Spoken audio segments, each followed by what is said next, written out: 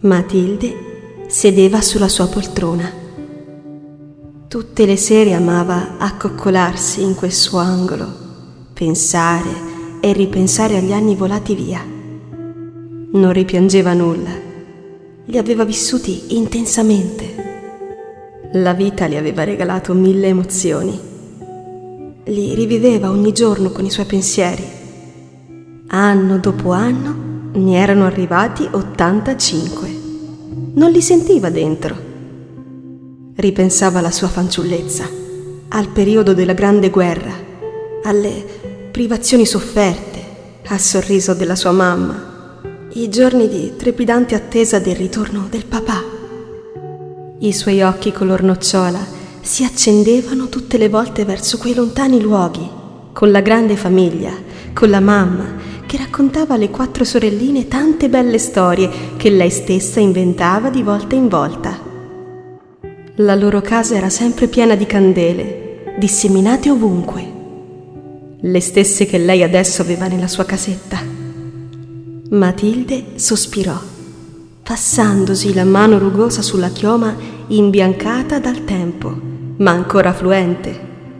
Ora il pensiero era rivolto agli anni del matrimonio. Il marito Giuseppe, conosciuto sui banchi di scuola, lei adesso lo vedeva con gli occhi dell'anima. I banchi di legno consumati e logori e troppo costosi per poterli sostituire. I timidi sorrisi sbocciati fra loro, le dolci carezze del loro amore e una vita troppo breve vissuta insieme. Il suo amato era andato via per sempre in una mattina d'inverno. Non avrebbe conosciuto la loro dolce bimbetta dai capelli d'oro e il visetto d'angelo. Gli occhioni azzurri della piccola ricordavano a Matilde quelli di Giuseppe. La pelle bianca e candida come seta, delicata come lo era la salute della sua piccola Eloise. Le aveva dato un nome dolce e musicale, quasi come un delicato fiore. Matilde l'aveva allevata in quella stessa casetta dove lei ancora viveva. Non aveva toccato nulla di quello che aveva lasciato, persino la polvere sui mobili e sui giocattoli. Era sempre rimasto tutto uguale.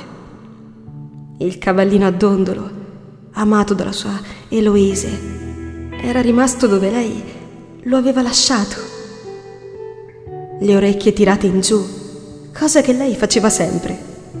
«Guarda, mammina», le diceva allegra e sorridente. «Guarda le orecchie del cavallino, sono tanto grandi, io le abbasso». Eloise, tesoro, finirai per romperlo quel povero cavallino. Non possiamo più ricomprarlo. Era un regalo della nonna, mi piace tanto tirare, guarda. E dondolava avanti e indietro, continuando a tirargli le orecchie. La bambina si sedeva sempre di fronte alla sua mamma, spensierata e felice di sentire la voce. Le raccontava fiabe, le stesse che la donna aveva sentito quando anche lei era piccola. I giocattoli con la stessa polvere di tanti anni prima. Parlavano ancora di lei, della piccola Eloise. «Finirai per ammalarti, Matilde», le diceva bonariamente Geltrude. Veniva ogni giorno a trovarla. La rimproverava con dolcezza per il disordine che regnava in quella casa. Un tempo era stata piena di vita e adesso sembrava inanimata. Geltrude era sua sorella, la più piccola, quella che Matilde prendeva sempre in braccio. Era diventata una splendida signora ancora piacente, raffinata e colta. Aveva persino preso la licenza media e non tutti, a quei tempi, se lo potevano permettere. Era un lusso di pochi far studiare i figli. Adesso aveva 70 anni. Matilde ricordava nitidamente il loro dolore. Tanti anni prima, la loro mamma, il loro papà e le 2 gemelline erano partiti per un allegro viaggio in carrozza e poi spariti dalla loro vita per sempre.